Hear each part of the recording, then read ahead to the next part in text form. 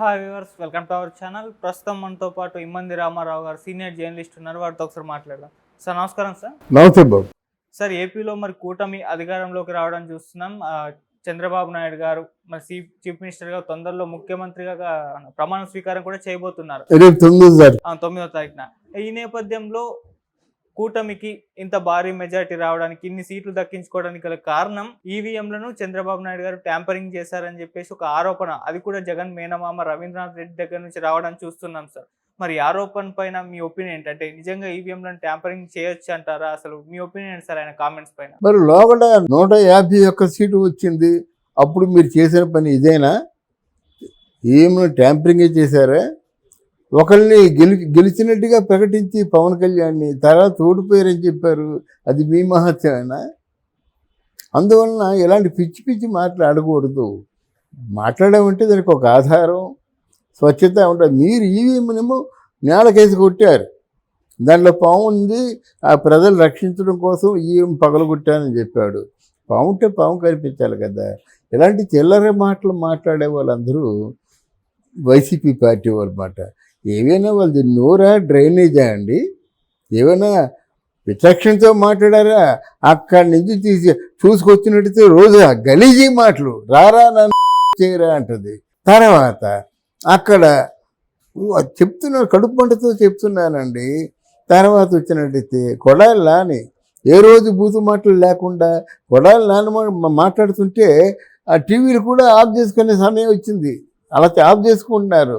అంబటి రాంబాబు, తర్వాతనేమో ఇక్కడ అనిల్ కుమార్ యాదవ్, పేర్ని నాని, ఒక్కరా ఇద్దరా వల్లభనేని వంశీ అని పెద్ద మాట అన్నాడు ఏకంగానే. వీళ్ళందరూ అన్ని మాటలు ఆడితే ఎంతో, ఆయన ఒక్క మాటకి అంత కుమిలిపోయారు అన్నమాట. అదే చలించిపోయారు అందరూ కూడా, ప్రజలందరూ కూడా ఇంత మాట అన్నాడా అని చెప్పేసి. అందులో ఎన్టీ రామారావు కూతురు పరాయి మనిషి కాదు, ఎన్టీ రామారావుని దేవుళ్ళ కొలుచుకున్నటువంటి వ్యక్తి తాలూకు కూతురు. ఆవిడ విషయం తెలుసా? చంద్రబాబు నాయుడు ఎలా పెళ్లి చేసుకున్నాడో తెలుసా వీళ్ళకి? ఏమీ తెలియకుండా కబుర్లాడతారేమిటి?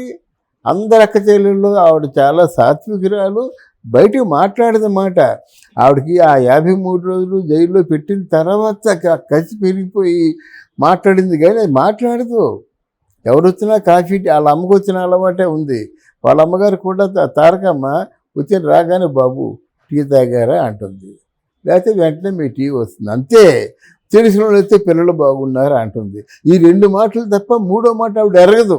అటువంటి వ్యక్తుల మీద మీరు అభాండాలు వేసి మీరు ఏం మూట కట్టుకున్నారు? ఇప్పుడు ఏములు ట్యాంపరింగ్ చేశాయని చెప్తున్నాడు ఎవడు? రవీంద్రనాథ్ రెడ్డి. ఎందుకు చెప్తున్నాడు? జగన్ చెప్పమని చెప్పాడు కాబట్టి చెప్తున్నాడు. ఇందులో కొంతమంది ఎనలిస్టులు ఉన్నారు, అమ్ముడుపోయిన ఎనలిస్టులు. ఇందులో ఏదో మోసం జరిగింది, తర్వాత తప్పుడు లెక్కలు ఉన్నాయి, ఇవన్నీ తప్పు, కేవలం బుల్డోజ్ చేశారంటున్నారు వాళ్ళు. మేధావులు, చాలామంది మేధావులు అన్నమాట. బుల్డోజ్ చేశారంటే ఎక్కడ బుల్డోజ్ చేశారు? గతంలో మీరు అలాగే బుల్డోజ్ చేశారా?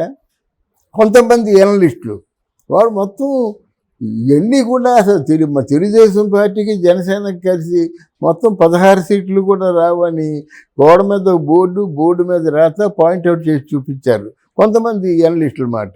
వీళ్ళందరినీ ఎక్కడ కొట్టాలి, వీళ్ళందరినీ ఎలా తిట్టాలి? అందువల్ల మీ నోటికి వచ్చినట్టు మాట్లాడడం కాదు. మీడియా అంటే చాలా పవర్ఫుల్ మాట. ఒక జీవితాన్ని శాసించేది మీడియా. మీరు బాగా చెప్పారనుకోండి, ప్రజల్లో వచ్చిందనుకోండి, మీ తాలూకు చూస్తారు, వీడియో చూస్తారు. లేదంటే మీ మీద ఒక మోసగాడైన ముద్ర వేస్తారన్నమాట. అలా ముద్ర వేయించుకోవడానికి ఎవరికి ఇష్టం ఉంటుంది కదా సహజంగా. ఇంతమంది పవన్ కళ్యాణ్ని, చంద్రబాబు నాయుడిని ఇంతమంది వేణువాళ్ళు పొగిడాడు. ఇప్పుడు ఎవరు అంటే అనమాట. ఇందులో జన సైనికులు, వీర సైనికులు వీళ్ళందరూ బాగా కష్టపడ్డారంటే ఒకే మాట చెప్పాను, అందరికంటే బాగా మీడియా కష్టపడింది. ఎవరి దగ్గర 1 రూపాయి తీసుకున్నారు కొంతమంది. అంటే ఈ ప్రజాస్వామ్యంలో ఇంత దగులుబాజీతనం ఏర్పడింది కనుక దానికి ఏంటంటే సరైన సమాధానం చెప్పాలని మనసున్న ప్రతి ఒక్కడు స్పందించాడు, పైసా కూలి తీసుకోకుండా. అది గమనించాలి నిజమైన జర్నలిస్టులందరూ కూడా. సమాజం మేలు కోరుకుంటారు, అటువంటి వాళ్ళకి హ్యాట్సాప్ చెప్పాలి. ఈవీఎంలో ట్యాంపరింగ్ జరుగుతున్నాయంటే ఫస్ట్ వీడియోలు తెచ్చింది, ఈవీఎంలు తెచ్చింది మీరు. పెద్ద ఒక కంటైనర్లో ఈ ఈవీఎంలు, తర్వాత ఏమో ప్రస్తుత నోట్లు రిలీజ్ మ్యాటర్ అన్నమాట. కొంత బట్టలు, వస్తువులు, ప్రజెంటేషన్స్, బంగారం తెచ్చి దొరికిపోయిన వాళ్ళు మీరు. ఎవరు పంపించారంటే సమాధానం చెప్పకుండా తలదించుకునే వాళ్ళు మీరు. ఈరోజు ఎలా చెప్తారు? పోనీ మీకు ఏమైనా కొంచెం ఒకవేళ అనుమానం ఏర్పడినట్టయితే మొదటి రోజే ఈఎంఐలు చెక్ చేయొచ్చు కదా. మీకు ఏమాత్రం సందేహం ఉన్నా చెక్ చేసుకొని కమిషనర్కి కంప్లైంట్ ఇవ్వండి. మీ ఈఎంఐలు వచ్చేంత వరకు అవుతారు, లేదా ఈ టైం ఎంత అయిందో అంత టైం పొడిగిస్తారు. అదేది లేకుండా ఇలాగ అకారణంగా నిందించడం మంచిది కాదు. జగన్మోహన్ రెడ్డి గారు కూడా నిన్న అంటే భావోద్వేగానికి గురవుతూ ఒక మాట అనబోయి ఎలా ఆపేసినట్టు కనిపిస్తుంది సార్. అంటే కేంద్రంతో పొత్తు పెట్టుకొని వాళ్ళు ఏదో చేశారు, నా దగ్గర ప్రూఫ్స్ ఏం లేవు, నేను అనాలనుకుంటే అనొచ్చు, నా దగ్గర ఆధారాలు ఏమీ లేవు అని చెప్పేసి ఒక మాట అన్నారు. సో అది కూడా దీని గురించి సంబంధించిందే, అనబోయి చెప్పలేదు అని అన్నారు.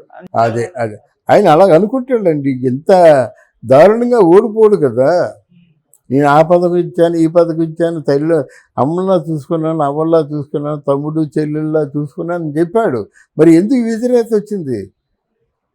ఎన్ని జాబులు ఇప్పించావు? వాలంటీర్లు ఏం చేశావు? రోడ్లు ఏమయ్యాయి? వైద్యం, విద్య ఏమైంది? ఫారెన్ విద్యావంతులు పంపించి వాళ్ళ పెద్ద చదువులు ఇప్పించడం ఏమైంది? ఇది చేసిందల్లా ఏంటంటే అక్కడి నుంచి కేంద్రం నుంచి నిధులు వచ్చినట్టయితే నీకు కావాల్సింది నువ్వు తీసుకున్నా, మిగతా ఏదో అలా విధిలించినట్టు ప్రసాదం పంచినట్టు పంచామన్నమాట. ఇవన్నీ గమనిస్తున్నారు కదా.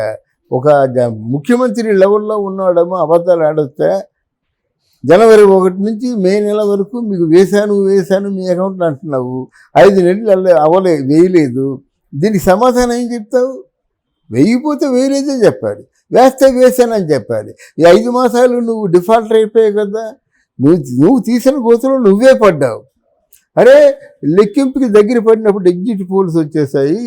లెక్కింపుకి దగ్గర పడినప్పుడు ఇంకా నిండా ముంచేసిన సజ్జలేమన్నాడు, మీరందరూ సంబరాలకి రెడీ కండి అన్నాడు. ఇది మాయమాటలు కాదు. చంద్రబాబు ఏమి నోరిప్పాడా? మనమే గెలిచేస్తున్నాం అన్నాడా? ఏమన్నది కదా. మరి మీ అందరూ సంబరాలు రెడీ అండి అన్నాడు. హోటల్ బుక్ చేస్తా అన్నారు, హోటల్ నిండిపోయాయని చెప్పారు, ఫ్లైట్లు టికెట్లు లేవని చెప్పారు. ఇవన్నీ చెప్పింది మీరే కదా. ఎందుకంత తొందరపడ్డారు అని ప్రజలు అడుగుతారు, మనం కాదు. తొందరపడింది మీరు, దుష్ప్రచారం చేసింది మీరు. తర్వాత రాంగ్గా మీకేమో మీ క్వార్టర్లో ఉండే వాళ్ళందరూ చెప్తే రోజా ఓడిపోయినా సరే నేను ఓడిపోయినా మా జగనన్న అత్యధిక మెజార్టీతో గెలిచింది. ఎవరు ముంచారు? కొడాలి నాని మరి మాట్లాడలేదు, పేర్ని నాని మరి మాట్లాడలేదు, అలాగే అనిల్ కుమార్ యాదవ్ మాట్లాడలేదు, విడుదల రజనీ మాట్లాడలేదు, అంబటి రాంబాబు మాట్లాడలేదు. ఇంకేముంది? మీ తాలూకు ముక్కు, చెవులు, గొంతులు అన్నీ మోగిపోయాయి. ఇప్పుడు ఏం చేస్తాడు? ఈ చుట్టూ ఎంతమంది ఉంటారు? ఈ సజ్జలు కూడా వెళ్ళిపోతాడు, ఎక్కడో కాదు ఉద్యోగం కావాలి. విజయసాయిరెడ్డి వ్యాపారాలు ఉన్నాయి, చూసుకుంటాడు. సుబ్బారెడ్డి మళ్ళీ నాకేదో నామినేటెడ్ పోస్ట్ ఉంటే బాగుంది అనుకున్నాను, కానీ ఏ పోస్టు లేదని పాపం దిగులు చెందుతారన్నమాట. ఈయన ఇక్కడ మొహం చూపించలేక మళ్ళీ ఏలన్నా వెళ్ళిపోవాలి. ఎప్పుడు ఇక్కడ ఆయన మీద శిక్షణ లేకుండా ఉండి ఈయన మీదేమో ఇది సిబిసిఐడి అంతకుముందు ఉన్నటువంటి లెక్కల ప్రకారంగా ఆయన వాయిదాలకు వెళ్ళలేదు, అది నేరం కనుక ఆయన చేసిన నేరాలకి తగిన శిక్ష వేయడం ఖాయం. శిక్ష వేస్తే జైల్లో ఉంటాడు. ఏదో శిక్ష తప్పించుకుంటే ఏలాంటున్నా వెళ్ళిపోవాలి కూతుర్ల దగ్గరికి. మళ్ళీ ఇంతలో వైసీపీ పార్టీ వస్తుందన్నటువంటి ఆశ లేదు. అదేనండి, మీ కుటుంబంలో ఉన్న వివాదాలు తాటాకు మంటలాంటివి అన్నమాట. తాటాకు చూడటం మంట ఎలా గుప్పుని వెలుగుతుంది అన్నమాట. ఆ మంట ఎప్పుడు చల్లారిపోతుంది. అంటే ఈ కుటుంబంలో ఉన్నటువంటి ఇట్లాంటి ఏవైనా కొంచెం చిలిపి తగాదాలన్నీ కూడా సమసిపోతాయండి. ఇప్పుడు ఎందుకు ఫర్ ఎగ్జాంపుల్ పిఠాపురంలో వర్మ మన పవన్ కళ్యాణ్ వెళ్ళేసరికి ఎలా ఉండేవాడు? ఎన్నో ట్రోల్ చేశారు ఆయన మీద, ఎన్నో యాంటీగా రాశారు. కానీ ఇప్పుడు వర్మ ఏమంటున్నాడు? పవన్ కళ్యాణ్ గారిని చూసి నేర్చుకోవాలి, ఇప్పుడు నాకు 2 అధ్యక్షులు అని గర్వంగా చెప్పుకుంటున్నాడు కదా. నాకు 2 అధ్యక్షులు, పవన్ కళ్యాణ్, మన నారా చంద్రబాబు నాయుడు. తర్వాత పవన్ కళ్యాణ్ మమ్మల్ని ఎలా చూసుకుంటారంటే, ఎలా చూసుకోండి, గుండెల్లో పెట్టి చూసుకుంటాడు అన్నాడు. అంత మంచి మాట అన్నమాట. అంటే చెప్పింది 10 రోజులు కలిసిన తర్వాత వాళ్ళ మనసు వీళ్ళ మనసు తెలుసుకున్న తర్వాత మార్పు వస్తుంది. Thank you so much. Thank you అమ్మ.